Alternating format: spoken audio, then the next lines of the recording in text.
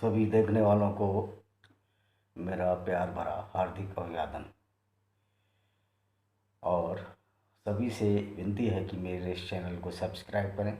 कम से कम पूरी पूरी ये इसको वीडियो को देखें। यूट्यूब पर मैं डाल दूँगा कल।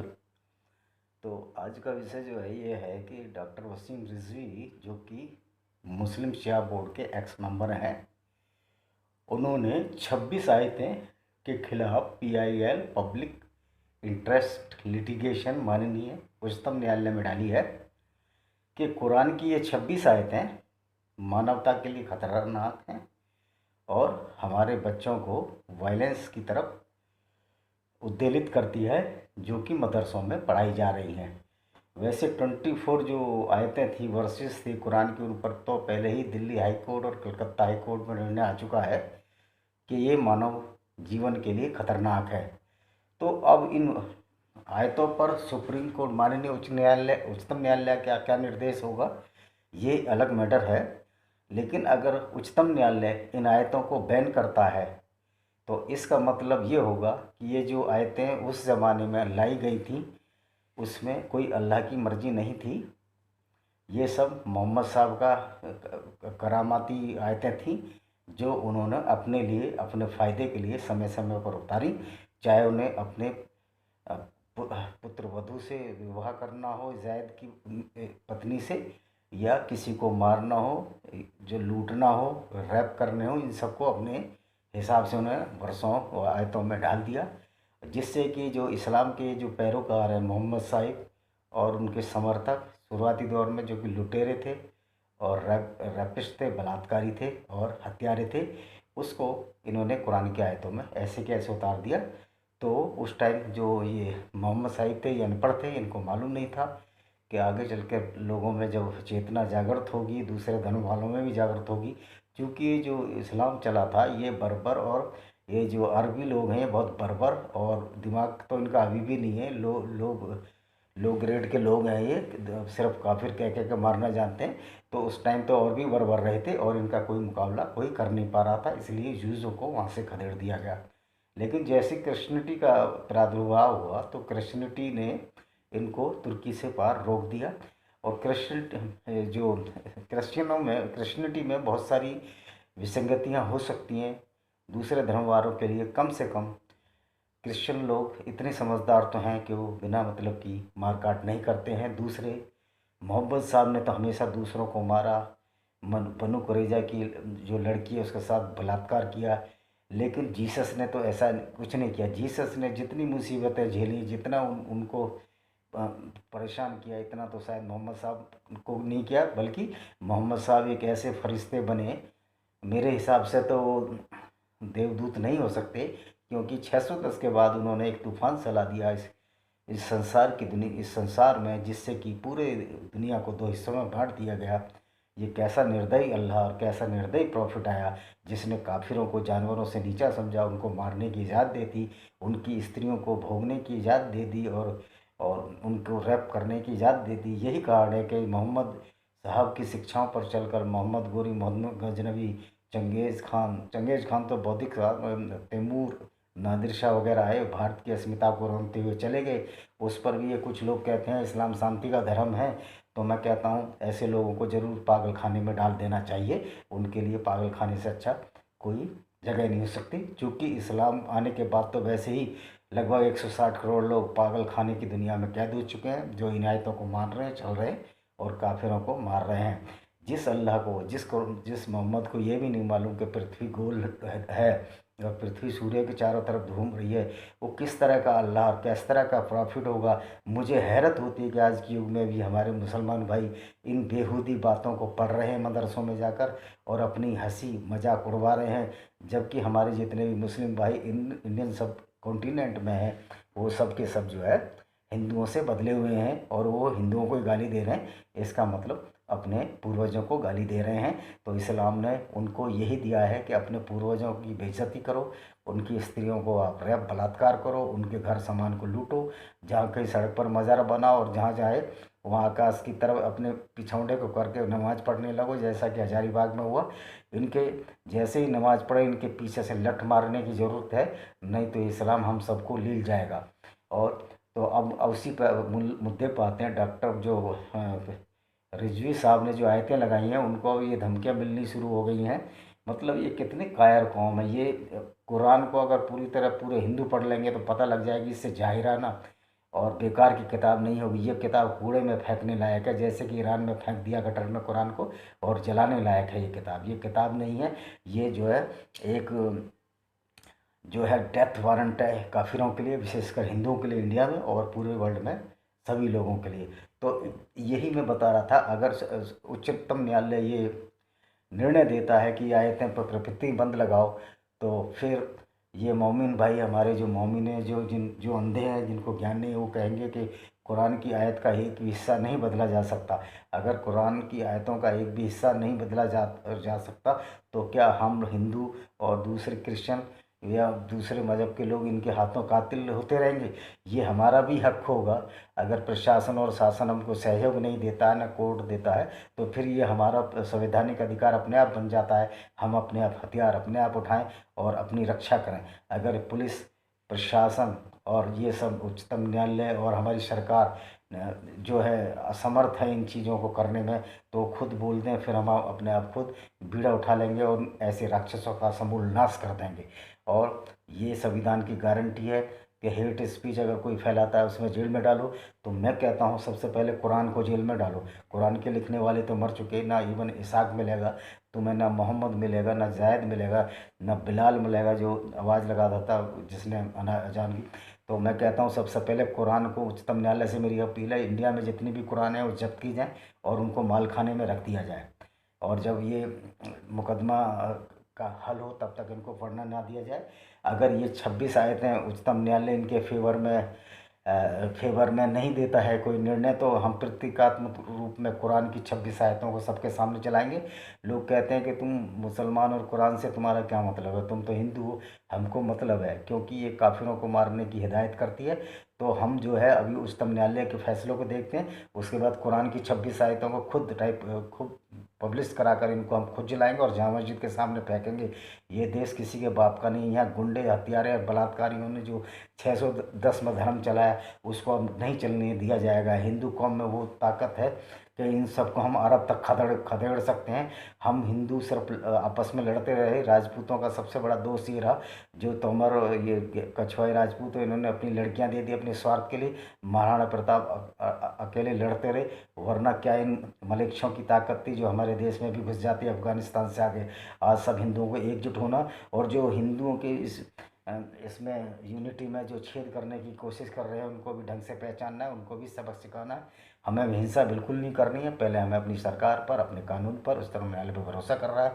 अगर इनके हाथ से बात जाती है, ये सरेंडर करते हैं, तब निश्चित तौर पर हर हिंदू को हाथ उठाना पड़ेगा। हर एक्स मुस्लिम जो कि इस्लाम को छोड़ चुके हैं वो भी हमारे साथ हैं। और मेरी मुस्लिम भाइयों से पुनः उम्मीद है, ये एक ऐसी किताब को जो कि साइंस को उल्टा पढ़ा रही है। आप क्या सोचते हो, आपका अल्लाह और जो आपका प्रॉफिट है जब इतना अनपढ़ है, मूर्ख था, तो इन ऐसी चीज़ों को मत पढ़िए। और एक तरफ तो ये कहते हैं कि कुरान का एक भी नुक्ता नहीं बदला जा सकता। अब उच्चतम न्यायालय देखते हैं क्या करता है। कुरान के नुक्ते को अगर नहीं बदलता है तो इसका मतलब उच्चतम न्यायालय दबाव में है। अगर उच्चतम न्यायालय दबाव में है तो हम भी इनकी जो सड़कों पर नमाज़ पढ़ना इनका बंद करा देंगे और आरती बजाएंगे। जैसे कि उच्चतम न्यायालय ने दिवाली पर निर्णय दिया था पटाखे ना फोड़े, खूब पटाखे फोड़े। मैं उच्चतम न्यायालय से अपील करता हूँ, उसमें दम है और हिम्मत है तो बकरों की कुर्बानी ईद पर रखवाए, वरना वो अपना छोड़ दे। और मैं डरने वाला नहीं हूँ। अगर चाहे तो उच्चतम न्यायालय मुझे चाहे तो जेल भेज दे, लेकिन उसके बाद जो प्रतिक्रिया होगी वो भी उसको देखना ही होगा। ये सब हिंदुओं को दबाने का, उच्चतम न्यायालय भी हिंदुओं को ही दबाता है। राम मंदिर का फैसला इन्होंने 60 साल में किया, और अगर ये मुस्लिम कौम होती 10 मिनट में कर लेती। और तुम ये जामा मस्जिद से जो बिजली का बिल है मुझे नहीं पता उसका वसूल नहीं पा रहे हैं, तो क्या हिंदुओं को सड़क पर ये देखा होगा? अरे हम ऐसे प्रशासन से और ऐसे उच्चतम न्यायालय से बिल्कुल नहीं डरते जो इस तरह हिंदुओं का फेवर नहीं करता, हिंदुओं को मरने के लिए छोड़ देता है। हिंदू अपने आप में सक्षम है। जरूरत है कि ये सारे प्रशासन और सरकार और ये सब हाथ उठ खड़े कर दे कि हम कुछ नहीं कर सकते ऐसे ऐसे इन वैसी दरिंदों का और जिहादिस्टों का, तो उसका इलाज हम खुद कर देंगे। हमें सरकार से यस मिलने की ज़रूरत है, क्योंकि अब आगे से ये इस्लाम की गुंडागर्दी, इस्लाम की जो गुंडागर्दी है जो शुरुआत से चली आ रही है 610 से, इसको किसी भी कीमत पर चलने नहीं जाएगा। और अरब का कोई भी राष्ट्रपति आता है इसके अंदर तो यहाँ उसको नमाज नहीं पढ़ने दी जाएगी। जिस तरह ये हमारे हिंदू भाइयों को खाड़ी देशों में मंदिर में पूजा करने का नहीं, अभी एक मंदिर कुछ किसी के घर में कुछ मिला, थोड़ा पूजा का सामान मिला तो उसको जेल में डाल दिया गया। हम इनको जो ये अरब के जितने भी दूतावास हैं उनको भी हम रोकेंगे कि हम नमाज ना पढ़ें। जब हमारे हिंदू भाइयों को वहाँ पूजा नहीं करने दी जाती घरों में तो यहाँ नमाज़ पढ़ना रोक देंगे। हम समय के इंतज़ार में हैं, 2.5-3 महीने हम योजना बना लेंगे और जितने भी अरब के ये जितने भी यहाँ अरब के ये जो कट्टर लोग बैठे हैं, जिहादी लोग बैठे हैं एम्बेसियों में, इनको हम उनकी एम्बेसियों में भी नमाज़ नहीं पढ़ने देंगे। या तो वो हमारे हिंदू भाइयों को नमाज़ पढ़ने दें, नमाज पूजा जो भी है उसकी छूट दें अपने देशों में, वरना यहाँ की इनकी हम नमाज़ पढ़ने भी भुला देंगे।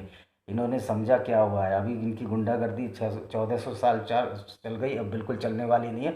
और मुझे तो कोई जेल जाने का डर नहीं है, मैं तो सरकारी अफसर था, अब तो मैं निवृत्त हूँ। मैं जहाँ डालें जेल में डालें, लेकिन लाखों करोड़ों समर्थक जो है अब हमारे साथ होंगे। हम नरसिंह दासना मंदिर वालों के साथ हैं, महेंद्र पाली वाले के साथ हैं और बहुत सारे लोगों के साथ है। लेकिन अब ये विचार करना है, जो 26 आयतों पे इन्होंने पिटीशन डाला है, इसका निर्णय क्या होता है, इसलिए उससे पहले हम कुछ नहीं बोलेंगे। देखते हैं सुप्रीम कोर्ट का क्या निर्णय, उसके बाद हमें जो होगा हम भी सीधी कार्रवाई कर सकते हैं। जैसा कि और लोगों ने सीधी कार्रवाई का ये मतलब नहीं हम किसी को मारेंगे, सीधी कार्रवाई का मतलब ये है कि हम कुरान की उन 26 आयतों को, 26 तो उन्होंने कम है, मैंने तो सारी कुरान पढ़ी, करीब 200 ऐसी आयतें, उनको हम एक एक सांकेतिक रूप से उसके खिलाफ हम आवाज़ उठाएंगे शांतिपूर्ण तरीके से और अपने वीडियो में सब चीज़ें डालते रहेंगे और लोगों को चेताते रहेंगे कि ये जो इस्लाम है, इस्लाम के जो शुरू के पैटर्न थे वो गुंडे लुच्चे लफंगे बलात्कारी थे और वो दूसरों की औरतों को ज़बरदस्ती रैप किया करते थे। और उसका जो सबसे बड़ा सरगना था ये मोहम्मद बिन अब्दुल्ला था, जिसे हम मोहम्मद साहिब के नाम से जानते हैं। और जिसको ये भी नहीं पता कि पृथ्वी घूम रही है, साइंस बिल्कुल साइंस इनकी मुल्लों की साइंस है। अब्दुल्ला साइंस को मैं तो अरब के उसको लिखा है सलमान बिन रशीद को, ये अब्दुल्ला साइंस लगा, ये असली साइंस मत पढ़ो। और तुम काफिरों को अपने यहाँ रिफाइनरी की में वैज्ञानिकों को क्यों बुला रहे हो। और इससे बड़ी शर्म की बात होती है, काफिरों के हवाई जहाज़ में चढ़ते हैं। अगर इतनी ही तुम में गैरत है तो काफिरों की AK-56 AK-47 छोड़ दो और अपने हथियार बनाओ।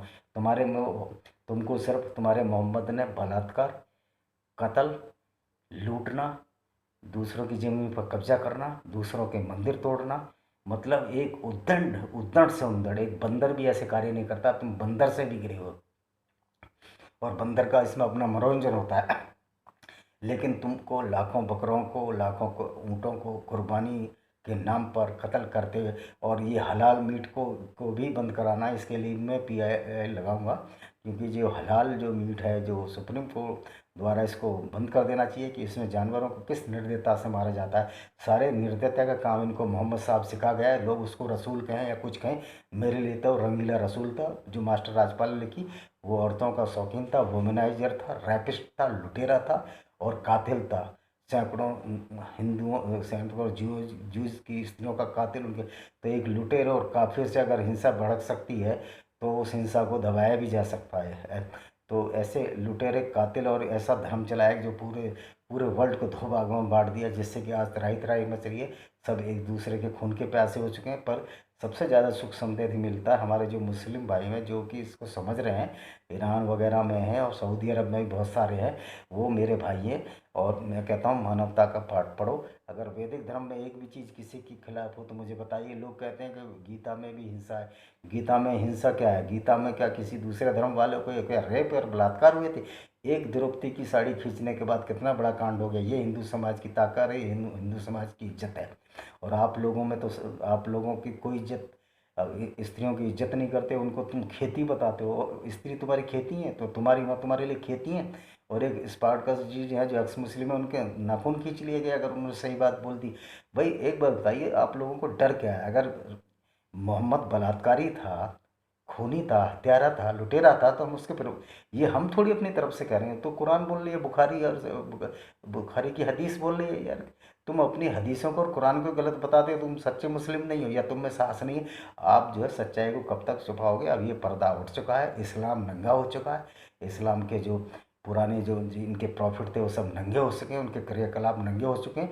क्योंकि पहले पता तो पहले भी था लोगों को, लेकिन चूंकि पहले ये इतना मीडिया जो है अपना पर्सनल मीडिया जो हमारे पास में फ़ोन है, ये है सोशल मीडिया है, इसकी बदौलत कुरान पढ़ने का मौका मिला है और सब ने कुरान को डाउनलोड किया है। और हमने भी पूरी कुरान पढ़ी है, पूरी बाइबल पढ़ी है, पूरी तौरा पढ़ी है। इसी आधार पर बोलते हैं कि मोहम्मद साहब जो है एक लुटेरा, कातिल और बलात्कारी था, जिसने बहुत सारे निर्दोष जीव का खून बहाया और उसके बदौलत बाद बहुत से अरबों ने फिर पारसियों का खून बहा। इतना खून बहा कि 3 दिन पंचक्की चली और उस खून से जो रोटियां आटे में ब्रेड बनाई गई उसको उन मुसलमानों सैनिकों ने खाया।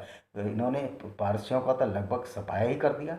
क्रिश्चियन और हिंदू ने इनको इतना तगड़ा रेजिस्टेंस दिया है कि अभी तक तराई तराई कर रहे हैं और वैदिक धर्म कभी मरने वाला नहीं है। जो हमारे मुस्लिम भाई भटक गए थे वो जरूर आएंगे, हमारा मुसलमानों से कोई विरोध नहीं है। पर मुझे आश्चर्य होता है कि जिनके पूर्वज हिंदू थे आज वो हिंदुओं को ही गाली दे रहे हैं, और एक ऐसी किताब के चक्कर में जिसका पैटर्न एक लुटेरा, कातिल और हत्यारा था। तो मैं इन्हीं शब्दों के साथ इस वीडियो को विराम देता हूँ। ये सच्ची सीधी बात है, अगर किसी को कोर्ट में जाना हो तो जाए, मैं सुप्रीम कोर्ट में सिद्ध कर दूंगा कि मोहम्मद जो है रैपिस्ट था, बलात्कारी था और कातिल था, यही उसके साथी थे। बनु कुरैज़ा की घटना, बनु अव्वा, बनु नादिर, कितने कबीले थे जिनकी औरतों का इन्होंने बलात्कार किया। ये शुरू में सारे ऐसे ही गुंडों के ग्रोह का सदस्य थे सब लोग, जैसे कि शहर में मवाली गुंडे होते हैं, उन्हीं के चरण कदमों पे दाऊद इब्राहिम चल रहा है, जो कि पाकिस्तान में जाकर छिपा बैठा है और जिसके शरद पवार से भी रिश्ते हैं। मुझे आश्चर्य होता है शरद पवार को अब तक जेल में क्यों नहीं डाला गया। ये तो गुंडों का सरगना है महाराष्ट्र का, कोऑपरेटिव में पूरा धन लूट लिया, लुटेरा, चोर, मक्कार आदमी है शरद पवार, फिर भी इसको डाला नहीं जाता है। और शरद पवार को भी ये समझना चाहिए, हम वेस्टर्न यूपी के लोग हैं, अब तुमको भी दिल्ली आना है जीत के, तो ये सोचो हम तुमसे डर जाएंगे तो दिमाग से निकाल देना। जितने भी मराठा छत्रप हैं, ये उद्धव ठाकरे और फलानी ठाकरे, हम किसी से डरने वाले लोग नहीं हैं। हम दिल्ली के पास के रहने वाले हैं, दिल्ली राजधानी है देश की और सबसे ज़्यादा प्रभाव भी हम लोगों का ही है दिल्ली के आसपास। इसलिए शरद पवार को मेरी सरकार से पहले इसको ज़रूर अरेस्ट किया जाए। इसका दाऊद इब्राहिम से संबंध है और इनके बहुत सारा करप्शन का बहुत पैसा भी मिलेगा। पता नहीं मोदी जी सरकार क्यों डिले कर रही है, इनको अंदर नहीं कर रही। मैं उस दिन 1 लाख रुपए के लड्डू बंटवाऊंगा पूरे शहर में जिस दिन ये शरद पवार गिरफ्तार होगा, क्योंकि ये वही शरद पवार है जो 1983 का बम धमाकों का दाऊद इब्राहिम था, उसको इसने सपोर्ट किया। एक तो अल्लाह को प्यारा हो गया अहमद पटेल गुजरात वाला, और ये भूरी अम्मा जो इटली की है, ये भी इन सभी से मिली हुई है। ये भी बहुत करेक्ट परिवार है, रॉबर्ट वाड्रा और वो पिंकी वाड्रा, ये सारे पप्पू, ये सब एंटी हिंदू हैं। लेकिन अब हिंदुओं को जागरूक होना है। अगर हम सब एक हैं ना तो हमारा कोई कुछ बिगाड़ सकता है, पुलिस भी हाथ डालने से थोड़ी गुरेज करेगी, लेकिन हम बिखर गए एक एक करके सबको मार डालेंगे। ये तो सौभाग्य है कि सरकार अभी बीजेपी की है और सपोर्ट भी कर रही है अच्छी चीज़ों के लिए। मैं ये नहीं कर रहा हिंदुओं के लिए सपोर्ट कर रही है, लेकिन वो अच्छे नागरिकों का सपोर्ट कर रही है। तो मैं इन्हीं शब्दों के साथ कि मोहम्मद जो था प्रॉफिट, जिसने दुनिया को 2 भागों में बांटा, वो एक कातिल, हत्यारा और बलात्कारी था। और ये सब बुखारी के हदीस में लिखा हो, हम अपनी तरफ से कुछ नहीं बोल रहे। जय हिंद, वंदे मातरम।